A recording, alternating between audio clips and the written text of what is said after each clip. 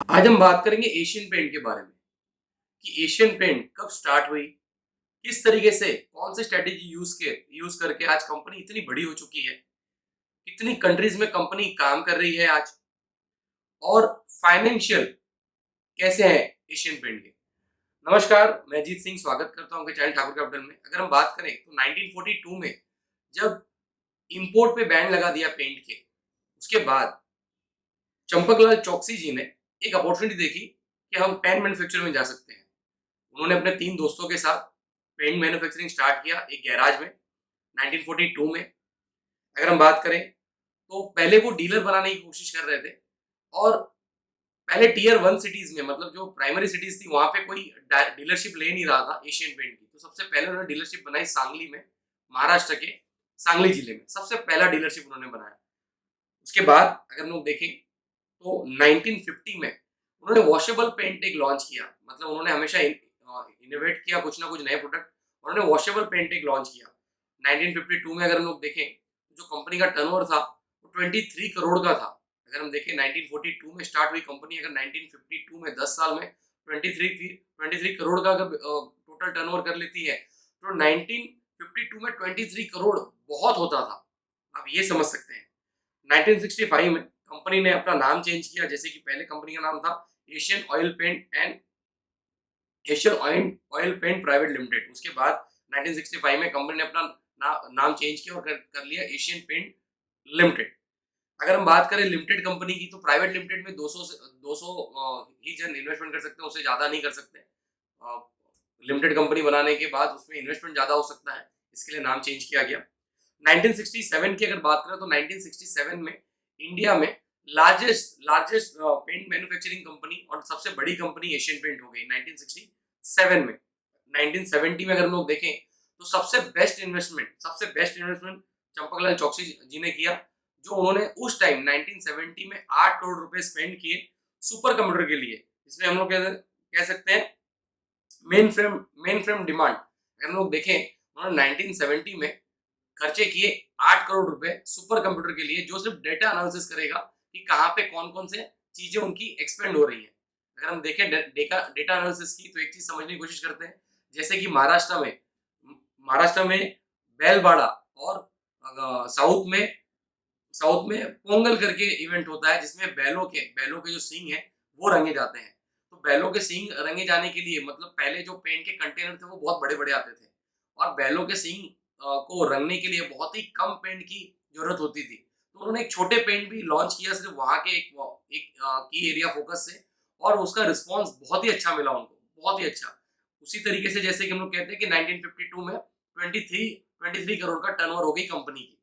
इस तरीके से डेटा एनालिसिस करना कि मतलब कहाँ पे क्या डिमांड है और क्या सप्लाई है, कौन से पेंट सबसे ज्यादा कंजम्पशन क्या है उसका, अगर हम लोग देखें तो 1970 के इन्वेस्टमेंट के बाद 1982 में कंपनी लिस्टिंग हुई स्टॉक मार्केट में, और 1991 में जिन्होंने 1 लाख रुपए इन्वेस्टमेंट किए थे कंपनी में, आज अगर हम देखें तो उसकी वैल्यूएशन 6 करोड़ के तकरीबन है। अगर हम बात करें तो एशिया में, इंडिया में सबसे बड़ी कंपनी है एशियन पेंट पेंट मैन्युफैक्चरिंग में। एशिया में थर्ड लार्जेस्ट कंपनी है, और वर्ल्ड में 9वीं लार्जेस्ट कंपनी एशियन पेंट है पेंट मैन्युफैक्चरिंग में।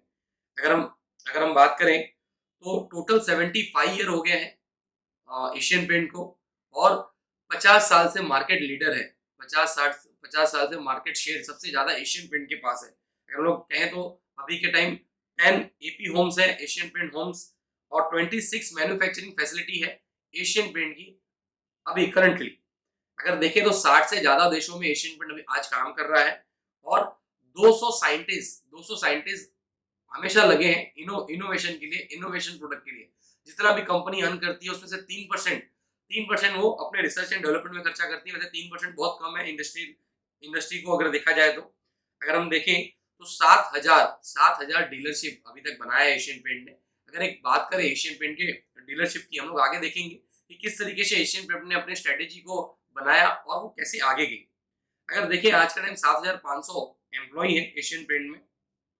अगर हम देखें तो आज जो एशियन पेंट है वो प्रॉपरली एशिया में 14 देशों में काम करती है, जहाँ पे 12 देशों में वो थर्ड लार्जेस्ट पेंट मैन्युफैक्चरर है। मतलब एक एडवांटेज है कि हर वो 12 कंट्रीज में थर्ड थर्ड नंबर पे आती है। अगर देखें तो हर हर साल वो 20 से ज़्यादा अपने जो नए प्रोडक्ट वो लॉन्च करती है मार्केट में। अगर हम रेंज की बात करें अभी के टाइम, तो वाटर प्रूफिंग मतलब बहुत सी किचन अप्लायंसेस, बाद में आप इंटीरियर डेकोरेटर, सैनिटाइजर, हर चीज में कंपनी अपने आप को एक्सपांड कर रही है। मतलब पेंट के अलावा भी, मतलब आपको किचन किचन अप्लायंसेस की भी सर्विसेज दे रही है, बाद में आप सैनिटाइजर के भी दे रही है, बाद में जैसे फेविकॉल और पिडीलाइट जैसे देते हैं कोई भी प्रोडक्ट चिपकाने की, मतलब वो भी फैसिलिटी दे रही है। तो हर एक जगह धीरे धीरे एक्सपांड कर रही है अपने बिजनेस को। एशियन पेंट मार्केट शेयर अगर हम लोग बात करें तो 39% का अकेला market share, market leader Asian paint है इंडिया में। अगर देखें, अगर 100 रुपए की अगर पेंट बिकती है तो उसमें तो 39%, मतलब ये सोच सकते हैं अगर तीन तीन घर अगर पेंट होते हैं तो उसमें से एक घर एशियन पेंट के पेंट से पेंट होता है, मतलब इतना बड़ा मार्केट शेयर है। 32% का मार्केट शेयर मतलब लोकल प्लेयर्स का है। और ऑर्गेनाइज अगर देखें तो 39% का मार्केट शेयर एशियन पेंट का है। अगर सेकंड हम लोग देखें तो बर्गर पेंट है जिसका 11% का मार्केट शेयर है। तो आप गैप देख सकते हैं कितना बड़ा गैप है फर्स्ट और सेकंड कॉम्पिटिटर में। अगर थर्ड हम लोग बोले तो नेरोलैक है जिसका 6.9% का मार्केट शेयर है। अगर हम लोग बात करें कि एशियन पेंट को जो 60 कंट्रीज में काम करती है तो वहां से रेवेन्यू शेयरिंग कहाँ कहाँ से आता है, तो अगर पूरा 100% की हम लोग 100% शेयरिंग के हिसाब से अगर देखें तो 44% का जो रेवेन्यू है वो कंपनी को एशिया एशिया से आता है, अफ्रीका से 24%, मिडिल ईस्ट से 27% और साउथ पैसिफिक से 5% का टोटल रेवेन्यू कंपनी को आता है। अभी हम लोग बात करें कि किस तरीके से एशियन पेंट ने स्ट्रेटेजी के साथ आगे बढ़ी, तो हम लोग देखते हैं। सबसे पहले जैसे हम लोगों ने बात की, कंपनी ने 1970 में 8 करोड़ रुपए खर्चे किए थे सुपर कंप्यूटर सिर्फ डेटा एनालिसिस कर लिए कि कौन सी। अगर हम लोग आज देखें तो ये कहा जाता है कि जैसे कि डिस्ट्रीब्यूटर है या उनके जो भी डीलर है, तो डीलर के पास ऑटोमेटिक ऑटोमेटिक प्रॉपरली जो भी वहां पे लगने वाला है, जो भी पेंट वो ऑटोमेटिक उस एरिया में आ जाता है। जैसे कि हम लोग कह सकते हैं मुंबई में, पुणे में, या समझो यूपी में, तो ऑटोमेटिक उनके पास वो आ जाता है कि उस मतलब एशियन पेंट के पास 50 साल का पूरा डेटा है कि कौन से टाइम में, कौन से एरिया में, कौन से पेंट की डिमांड सबसे ज्यादा रही है।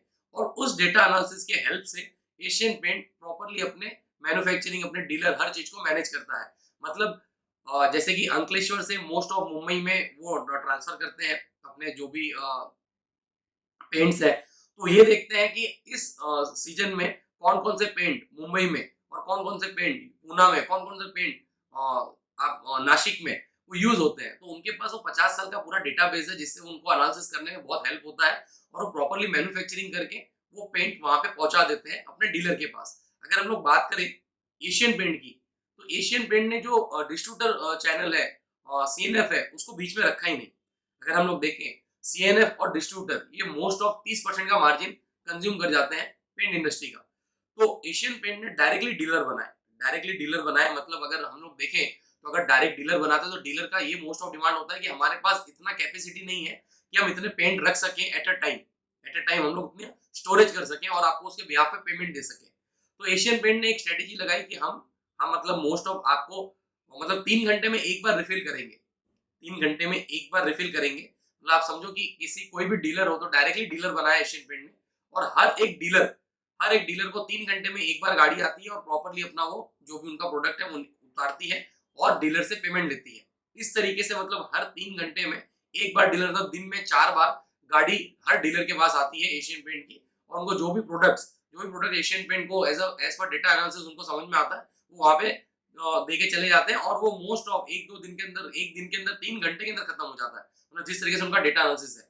अगर हम लोग देखें कि डिस्ट्रीब्यूटर चैनल नहीं बना के डायरेक्टली डीलर बनाने से जो कंपनी को फायदा हुआ है वो 97% जो एमआरपी है, 97% एमआरपी पे 97% एशियन पेंट को ही पैसा मिलता है। अगर हम लोग दूसरे कॉम्पिटिटर से बात करें तो डिस्ट्रीब्यूटर्स और सीएनएफ बनाने की वजह से उनको कम से कम सिर्फ 60% ही मार्जिन मिलता है टोटल उनके एमआरपी पे।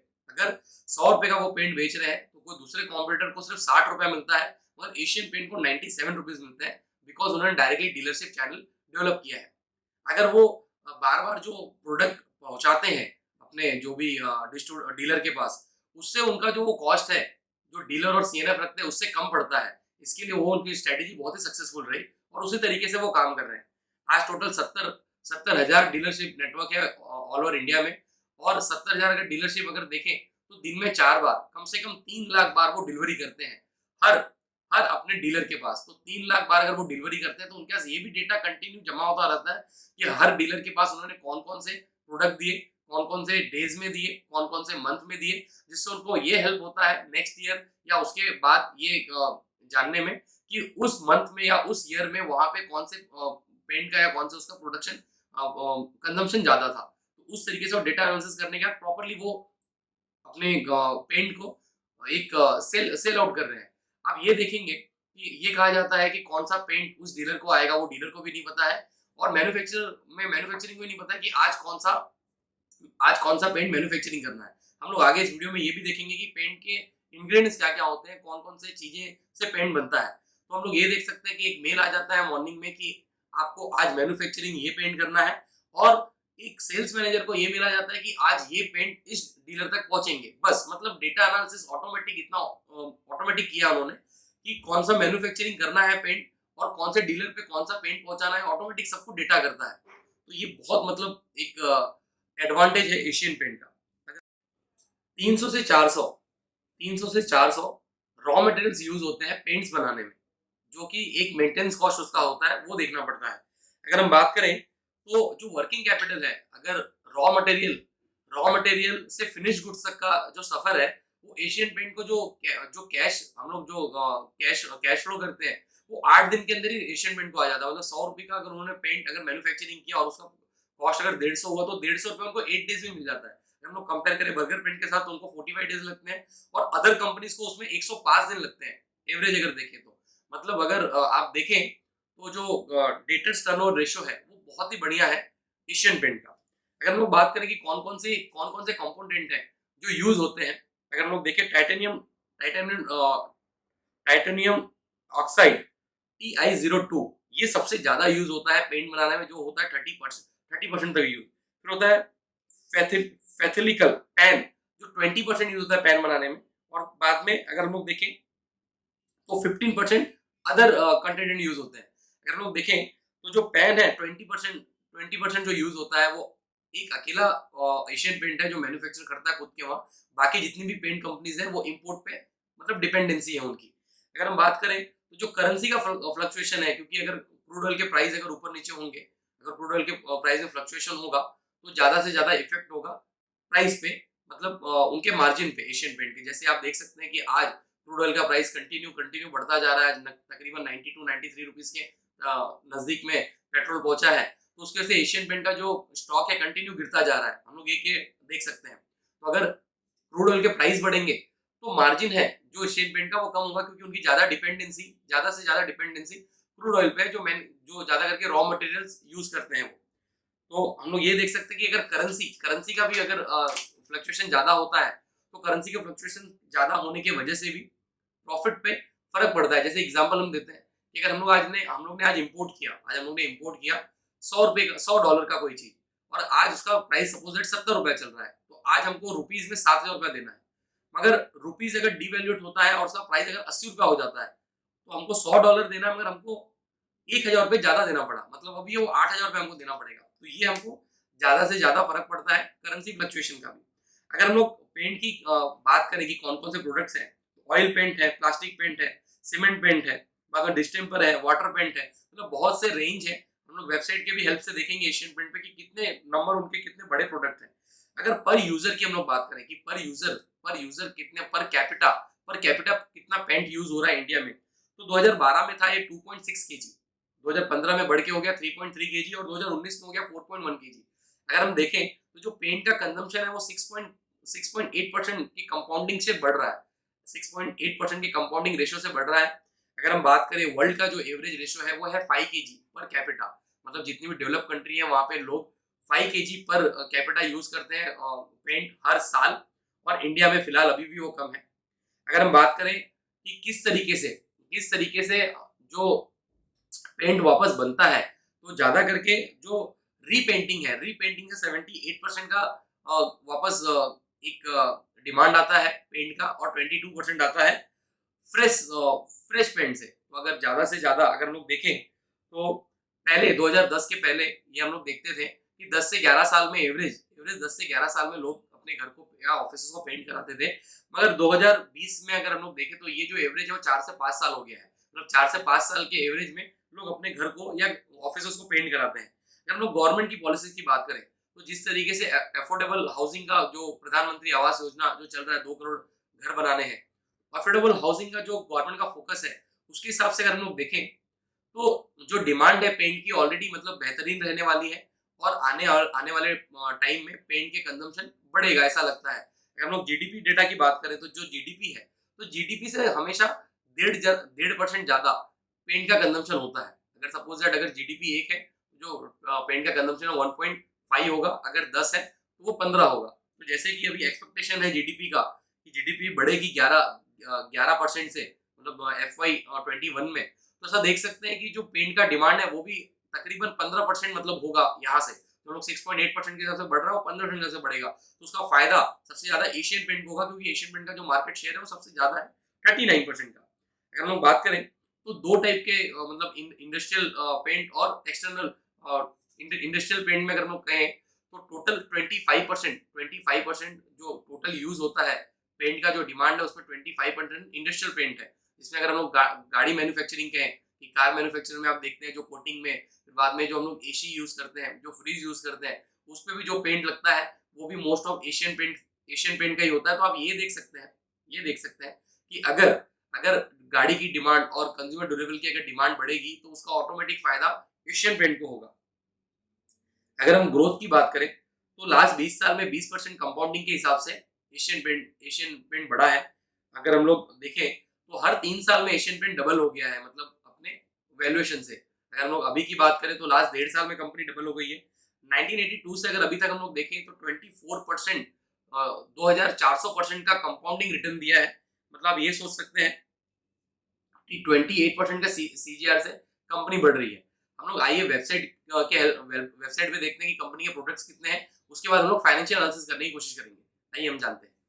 पेंट एंड टेक्सचर्स ये देख सकते हैं कि कितने 2200 colours, interior textiles, external textiles. आप देख सकते हैं वॉल पेंट्स, वॉल मतलब कितना बड़ा, किड्स वर्ल्ड, मतलब health and hygienic, large product, मतलब किस तरीके से कितना बड़ा इनका वाटर प्रूफिंग, कितना बड़ा इनका पोर्टफोलियो है पेंट का। अगर वॉल कवरिंग का देखें तो किस किस तरीके से कंपनी आगे बढ़ रही है अपनी वेबसाइट पे प्रॉपरली कंपनी ने कोशिश की है बताने की। हम लोग ये देख सकते हैं गुड गुड अर्थ, प्रॉपरली आप वेबसाइट भी विजिट कर सकते हैं। मास पीपीटी, पेंट, सैनिटाइजर, सर्विसेज क्या क्या दे रही है कंपनी भी, इंटीरियर डिजाइनिंग का सर्विसेज दे रही है, सेफ पेंटिंग का सर्विसेज दे रही है, सैनिटाइजर सर्विसेज दे रही है, वुड सोल्यूशन दे रही है। आप ये देख सकते हैं कि कंपनी पेंट से किस तरीके से अभी अपने आप को अदर बिजनेस में डाइवर्सिफाई कर रही है, ये प्रॉपरली आप देख सकते हैं। वाटर प्रूफिंग सोल्यूशन दे रही है, colour consultancy online, large project, आप ये देख सकते हैं। आइडियाज में आप ये देख सकते हैं प्रॉपरली। अगर हम लोग कोशिश करेंगे फाइनेंशियल जानने की कंपनी की, अगर हम लोग यहाँ देखें स्कैन की साइड पे, तो आज जो कंपनी की वैल्यूएशन है वो है 2,30,912 करोड़। कंपनी का जो आज का करंट प्राइस है वो है, मतलब कल की क्लोजिंग के हिसाब से 2407 रुपए। हाई है, लाइफ टाइम हाई 2873, और लाइफ टाइम जो लो मतलब 52 वीक का लो है वो है 1431।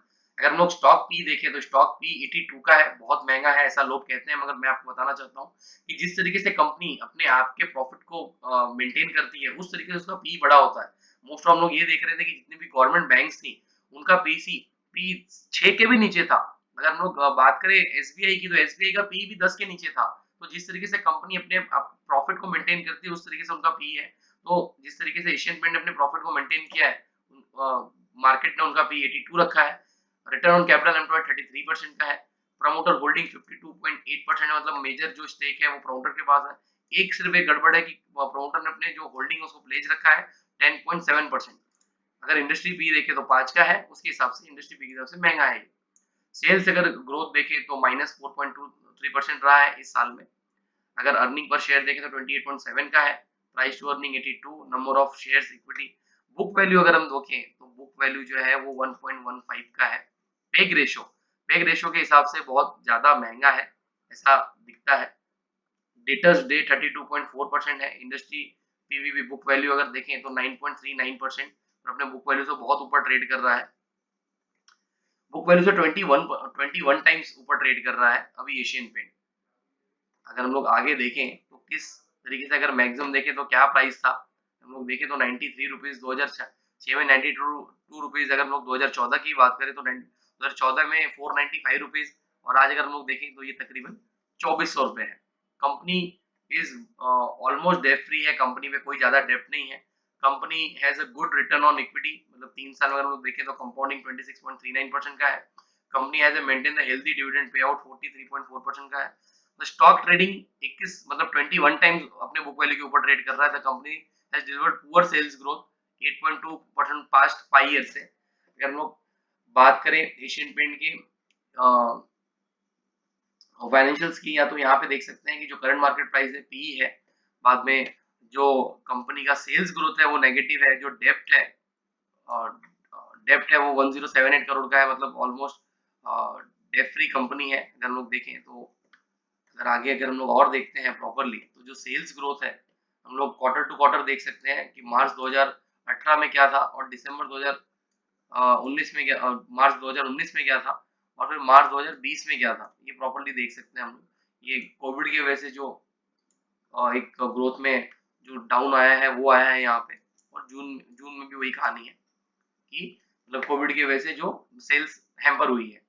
हम लोग देखें तो एक्सपेंसेस आप देख सकते हैं किस तरीके से कंपाउंडिंग बढ़ता जा रहा है। एक नॉर्मली अगर हम लोग देखें तो सेल्स ग्रोथ ये हो गया क्वार्टर टू क्वार्टर, हम लोग कोशिश करेंगे ईयर टू ईयर की 2009 से लेके हम लोग 2019 तक 10 साल तक 2020 तक हम लोग कंपेयर करने की कोशिश करेंगे। तो सेल्स अगर ग्रोथ अगर हम लोग देखें तो 5260 करोड़ था, 23.96% के हिसाब से ग्रो है।